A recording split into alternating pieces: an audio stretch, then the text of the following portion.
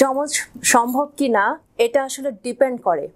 যখন আইভিএফ প্রসিডিওরটা করা হয় একসাথে কিন্তু একাধিক ডিম জরায়ুতে দেয়া হয়।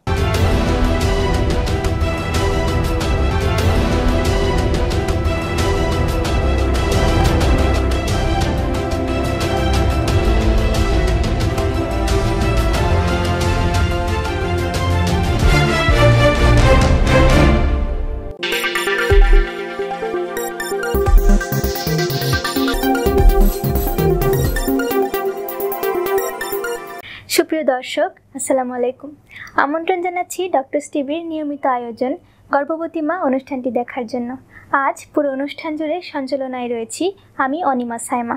আজ আলোচনার বিষয় টেস্ট টিউব বেবি কী, কেন দরকার এবং কিভাবে তৈরি হয়। আজ আলোচনায় অংশগ্রহণ করবেন doctor Marufa Sultana, MBBS, ZH Sikdar women's medical college, MPH প্রজনন স্বাস্থ্য, state university, PGT cardiology, NICVD, PGT gynae ও প্রসূতি, ঢাকা মেডিকেল কলেজ হাসপাতাল, DMU সিমুড, কর্মস্থল শিকদার মেডিকেল কলেজ ও হাসপাতাল।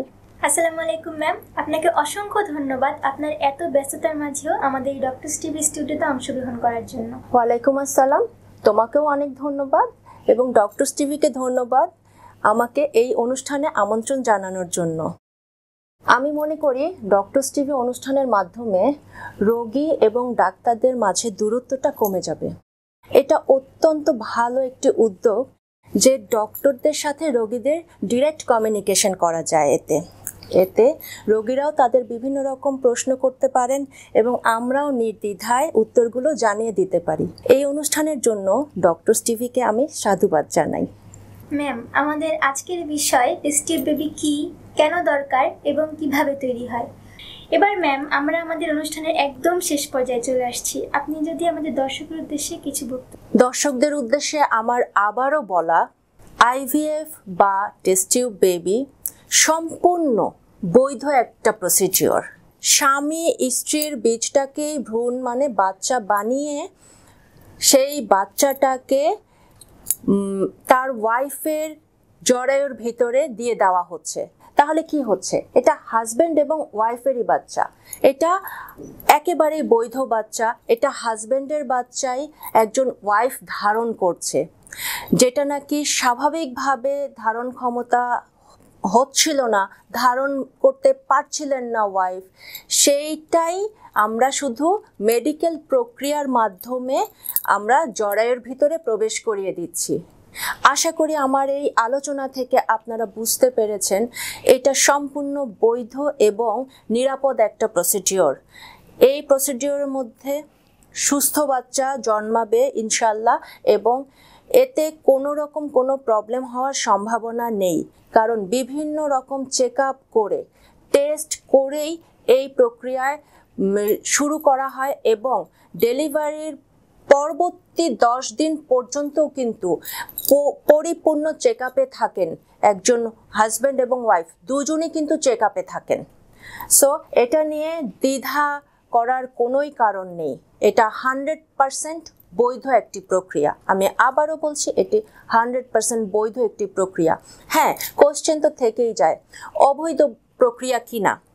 এখানে অবৈধ কিনা সেটা বলা যাচ্ছে না, তবে এমন যদি হয় হাজব্যান্ড বা ওয়াইফ কেউ একজন একেবারে সন্তান ধারণে অক্ষম, সন্তান কোনোভাবেই তাদের আসবে না, সেই ক্ষেত্রে যদি স্বামীর বা স্ত্রীর কারো একজনের প্রবলেম থেকে থাকে তাহলে তারা পারিবারিক মতামত নিয়ে ডাক্তারের সাথে পরামর্শ করে বিভিন্ন টেস্ট করে অন্য কোনো ব্যক্তির সাহায্যে বাবা মা হয়ে থাকতে পারেন।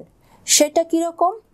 ধরেন আপনার ওয়াইফ প্রবলেমে আছে, তার মা হওয়া সম্ভব না, সেই ক্ষেত্রে অন্য একজন নারীকে প্রিপেয়ার করে তার ওভাম নিয়ে আপনার সিমেনের সাথে ফার্টিলাইজ করে বাচ্চা হবে।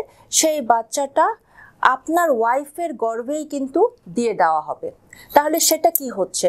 অন্য একজন মহিলার বীজটুকু শুধু নেওয়া হলো, জমিটা কিন্তু আপনার ওয়াইফেরই থাকছে।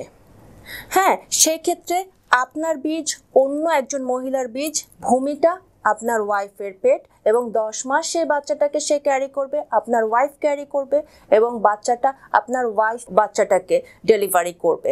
সো সেক্ষেত্রে আপনি বাবা হচ্ছেন। একই প্রসিডিওরে পুরুষের প্রবলেম থাকলে পুরুষের সিমেন নিয়ে আপনার ওয়াইফের ওভামের সাথে ফার্টিলাইজ করে ভ্রূণ তৈরি করে আবার আপনার ওয়াইফের গর্ভেই সেটা হচ্ছে। সেটা কি হচ্ছে? অন্য একজন পুরুষের বীজ নিয়ে আপনার ওয়াইফের বীজে আপনার ওয়াইফের গর্ভেই সেই বাচ্চাটা হচ্ছে। এখন এই টোটাল প্রসিডিওরটাকে আপনি যদি মনে করেন বৈধ বা অবৈধ, সেটা টোটালি আপনার ব্যাপার। ধন্যবাদ ম্যাম, আমাদের এই ডক্টরস টিভিকে সময় দেওয়ার জন্য, আমাদের স্টুডিওতে আসার জন্য এবং এত সুন্দর একটি টপিক নিয়ে এত সুন্দর করে গুছিয়ে বলার জন্য।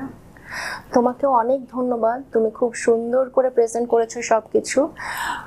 ধন্যবাদ ডক্টরস টিভিকে, ধন্যবাদ এই টিভি প্রোগ্রামের পরিচালককে এবং ক্যামেরার সামনে এবং পেছনে যারা কাজ করেছেন কলাকৌশলীদেরকে অনেক ধন্যবাদ এত ইম্পর্ট্যান্ট একটা টপিক নিয়ে কথা বলার জন্য, আমাকে আমন্ত্রণ করার জন্য।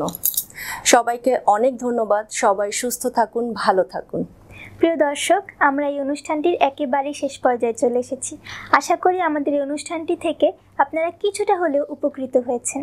আমাদের এই অনুষ্ঠান বিষয়ে কোনো মতামত কিংবা কোনো কিছু জানার থাকলে আমাদের ডক্টরস টিভির website, Facebook page, Facebook group এবং ইউটিউব চ্যানেলে আপনার মতামত লিখুন। আমাদের ডক্টরগণ তার পরামর্শ সেখানে দিয়ে থাকেন। প্রিয় দর্শক, আশা করি আমাদের ডক্টরস টিভির সাথে আছেন এবং আগামীতেও থাকবেন। আজকের মতো বিদায় নিচ্ছি। সুস্থ থাকবেন, ভালো থাকবেন। আল্লাহ হাফেজ।